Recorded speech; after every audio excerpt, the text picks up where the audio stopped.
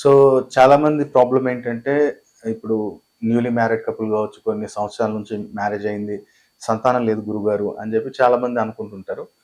అయితే నేను ఒక జనరల్ రెమెడీ చెప్తున్నాను. బట్ ఈ ఇన్ కేస్ మనం డెప్త్ అనలైజ్ చేయాలి అంటే ఖచ్చితంగా ఏంటంటే, భార్యాభర్తలు ఇద్దరిది ఒకసారి హారోస్కోప్ మనం చూసుకున్నట్టయితే, ఎక్కడ లోపం ఉంది అనేది తెలుసుకోవాలి. ఎందుకంటే ఇప్పుడు చూడండి, ఆడపిల్ల జాతకంలో ఎంతసేపు ఉన్నా సరే గాని, శుక్రుడు, గురువు బావుంటేనే ఒకవేళ గురువు బావుంటే ఏమవుతదంటే, ఎగ్స్ ఫార్మ్ అయినవి మనకు స్టెబుల్‌గుంటాయి.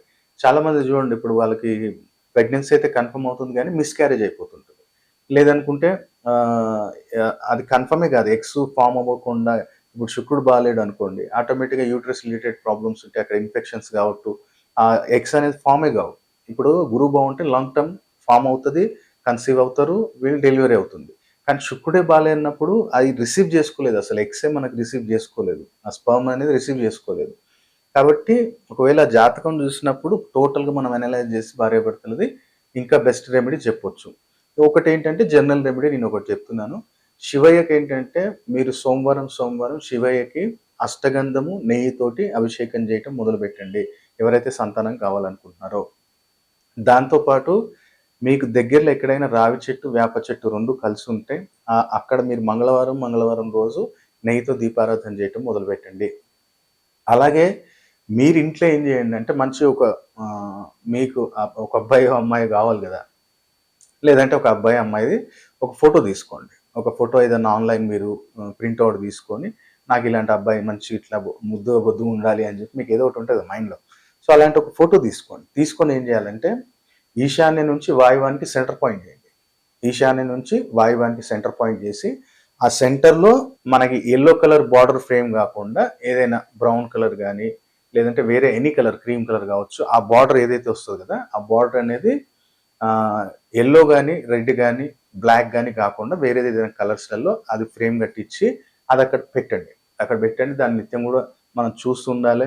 మనం వాయువ్యము అంటే వాయువ్యం నుంచి ఈశాన్యం నుంచి వాయువ్యం మధ్యలో సెంటర్ పాయింట్ ఏంటంటే, మీ సంతానం కావాలనుకుంటున్నా, లేదంటే మీ సంతానం మంచిగా ఎదగాలి అనుకున్నప్పుడు అక్కడ ఫ్యామిలీ ఫోటో కావచ్చు, పిల్లల ఫోటో కావచ్చు మనం ప్రిఫరెన్స్ ఇస్తాం ఆస్ట్రో వాస్తులో. ఇదొక రెమెడీ.